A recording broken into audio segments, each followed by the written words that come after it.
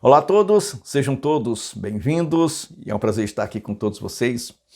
Nós precisamos, e quando eu falo nós, é porque todos nós temos que contribuir para a resposta para esses acontecimentos absurdos que envolveu o Brasil. Essas questões que estamos vendo, elas já deveriam ter sido resolvidas há muito tempo. Se tivéssemos um princípio, se tivéssemos uma situação em que, de fato, o povo tivesse o conhecimento necessário para medir as consequências para que se não torne variável essas mudanças no caminho da trajetória das mudanças. O Brasil ele não pode, de forma nenhuma, aceitar a condição em que estamos vivendo.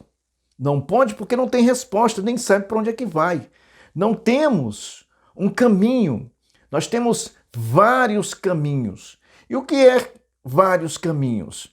É como você pegar uma barragem e furar em vários locais para que a água possa jorrar, que ela possa fugir, que ela possa sair. O Brasil está nessa condição. As condições em que são empregadas são esses buracos, são essas falhas. Nós estamos fechando aí, por exemplo, nós tivemos aí, se não me engano, no Estadão, com um déficit de quase mais de 40 bilhões de reais. Isso vai aumentando a cada tempo, a cada ano, porque é preciso barganhar para que possa chegar ao seu definitivo ponto de vista, que é a destruição. Esse governo que está, eles não têm competência, nem legislativa, nem intelectual, e nem para pôr em prática projeto nenhum a não ser a destruição. Eu recordo que Boulard de Villiers, quando ele projetou uma revolta, essa revolta ela não foi de forma nenhuma calculada as suas consequências. Então, nessa trajetória dessa revolta, dessa guerra civil, ele simplesmente não conseguiu colocar por causa do culto romântico pessoal. As pessoas buscaram a adorar, a buscar essa afeição para essas pessoas, ou para essa pessoa, e ele não calculou o que é o resultado de uma guerra civil. E o que ocorreu foi que na trajetória de suas ideias houve esses movimentos variáveis. Quer dizer, as coisas foram mudando, foram perdendo, é o que ocorreu no Brasil. Então, você observa que as pessoas buscaram de todos os meios fazer essa divisão cultural. O que ocorreu nessa divisão cultural? Que usaram as pessoas, os artistas, para promover algo que eles nem mesmo sabem o que estão fazendo, mas por via da inocência intelectual, essa pantômica, essa situação em que era necessário produzir a si mesmo através de seu talento, não, produzir através de barganha, de ideias, dinheiro vindo de gente sabe de onde vem. É um dinheiro supérfluo, flutuante, ou seja lá como podemos classificar, porque não pode mais aparecer o dinheiro em investimento em lugar nenhum quando você faz corte. Ele torna supérfluo. Esse dinheiro pode ser usado de todas as formas, pode ser mandado para fora, usar os meios para facilitar o lucro proletariado nas suas práticas. Então tem uma série de coisas que podemos fazer com esse dinheiro pós-corte, porque não tem pós-corte, mal distribuição de renda. Então existe o dinheiro, só não mais pode ser usado para os fins legais. E aí que nós observamos que o Brasil caminhou dentro dessa ideia variável é o que nós estamos vendo na nossa Constituição, que constantemente as pessoas é uma PL, projeto de lei, porque não sabe mais o que fazer para reter a tamanha anarquia, tamanha burrice que fizeram. E quando eu falo tamanha burrice, não é ofendendo o quadrúpede jumento, não. Porque recentemente até o presidente da República disse que o jumento, né, é muito mais inteligente que algumas pessoas. Eu não sei de onde ele tira isso, a não ser que seja um grupo, né, do próprio comportamento do quadrúpede ali, aquela quantidade de pessoas, porque essa quantidade de pessoas se encontra no governo dele, porque não é possível que a pessoa com 2 meses de curso de economia venha administrar esse transatlântico. Então, as pessoas sempre falam o que é, né? Sempre falam o que é.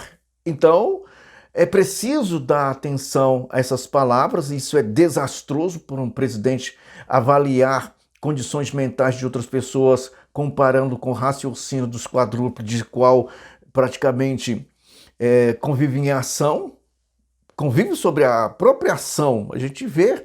E isso não limita simplesmente a parte política, mas a parte também de segurança. E quando eu falo parte de segurança, não estou falando dos governadores, não. Eu estou falando da parte de segurança do governo federal. Porque outras falas, porque deveriam pensar melhor para poder falar, eu acho que deve ter um amparo. E esse amparo faz com que as pessoas que estejam imbuídas de fazer essas mudanças possam sofrer, até mesmo ouvir. Eu não consigo ouvir, mas a gente sofre em ouvir. E a falta de entendimento sobre contratos ou sobre comportamentos, sobre a ação do contrato, e quando eu falo contrato, estou falando da Constituição Federal, porque a Constituição Federal ela é um contrato coletivo, onde todos nós temos obrigações a cumprir, e esse contrato também tem obrigações a cumprir com a gente. Então tem uma situação que temos regras que regem a existência do instrumento. E quando nós temos regras que regem a existência do instrumento, seja ele qual for, seja humano, ou seja, a aplicação dos bens a criar os meios para o humano, isso está dentro da Constituição, dentro desse contrato. Então, qualquer rompimento de contrato, qualquer rompimento de ideias, isso causa um dano muito grande e avaliações daquelas pessoas que estão por fora, que enxergam isso como a falta de entendimento.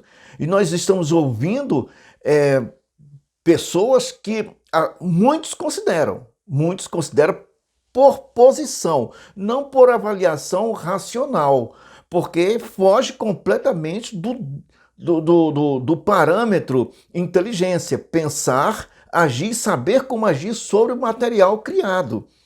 Então, para que não se torne um analfabeto funcional.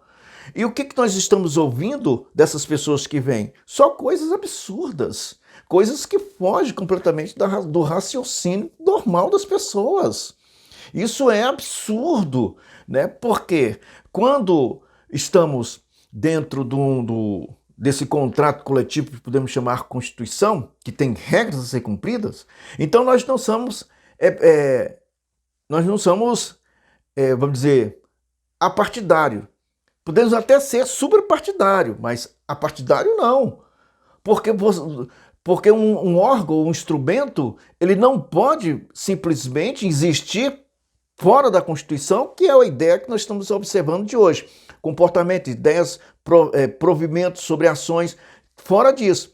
Então, mesmo que sejam fora, torna-se um furto ou roubo, porque você tem que meter a sua mão lá no tesouro, puxar para poder sobreviver. Então isso é ilegal. Então o comportamento de fala e o comportamento da ação da fala, ela tem que ser avaliada porque está numa posição pública. Então é preciso que as pessoas possam compreender a fala, é preciso compreender a sua posição. E não é dessa forma falada que faz com que possa fugir das responsabilidades quando essas forem cobradas. Porque é preciso cobrar de todos os que se encontram dentro desse contrato coletivo constitucional, que é a Constituição, que tem fundamento no artigo 170, que é justamente gerada sobre a força do trabalho de todos os brasileiros. Então, quando eu vejo uma pessoa falar, como eu vi o comandante-chefe do Estado-Maior falar que é partidário e tal, nós vamos permanecer assim, isso é muito perigoso, porque ele está imbuído no artigo 142, que tem como o chefe supremo, o presidente da República, e que manda. Então, eles não podem ficar, vamos dizer, dentro de uma nuvezinha de esconderijo, escondendo das suas responsabilidades, porque você tem que tomar partido. Mas, quando falamos partido, ele não quis dizer filiado a partidos. Ele quis dizer separado de tudo que possa ocorrer no Brasil. É essa situação, é esse perigo que nós temos que nos guardar, porque nessa trajetória é que ocorrem as mudanças, e essas mudanças, elas são muito perigosas, são variáveis e não invariáveis. Posições falam, quem se encontra no comando de uma organização não pode ter palavras variáveis, tem que ter conhecimento do procedimento, tem que ter conhecimento da prática, lá do o que vai ocorrer. Então, como é variável a Constituição dentro dessas condições aí de sobrevivência de uma nação, nós temos que observar essas falas e esses comportamentos como invariável. Temos que ouvir, pôr em prática. E pôr em prática e sustentar essa prática como concreto. Isso aqui acabou. Então, as Forças Armadas é isso aqui, o Congresso é isso aqui, o Supremo é isso aqui. Isso, as decisões, essas posições têm que ser invariável. E só pode ocorrer invariável quando houver um povo educado, um povo conhecedor, um povo que tenha interesse de mudar uma nação. Porque senão tudo que se fala torna-se variável. Muda isso, muda aquilo. Partido de esquerda entra no Supremo, partido de esquerda atrapalha, partido de esquerda... Até quando nós vamos suportar tudo isso? Um povo sofrido que fica à mercê de comportamentos inadequados e todo mundo fica aplaudindo, sem saber o que está acontecendo. Estamos num caminho muito perigoso, mesmo porque nós estamos praticamente pondo em prática o culto romântico de personalidades, né, que causa um dano muito grande, faz com que nós venhamos até perder a nossa própria razão para impor a uma outra pessoa as decisões que nós tínhamos que tomar.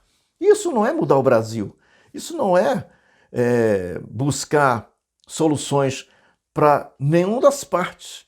O que o Brasil tem que fazer é simplesmente formular, formular ou reformular não dá certo, mas formular uma nova base constitucional, fazer as mudanças necessárias, colocar as pessoas no seu devido lugar, porque os poderes não podem viver essa confusão que nós estamos vivendo hoje. E o Brasil tem que andar, seja com Lula, seja com Bolsonaro, seja com qualquer um, ou seja com quem venhamos escolher no futuro, porque não é nem hora para a gente poder pensar sobre isso, mas as pessoas já estão fazendo isso dentro dessa variável situação política que nós estamos vivendo no Brasil. Um abraço a todos. Até mais.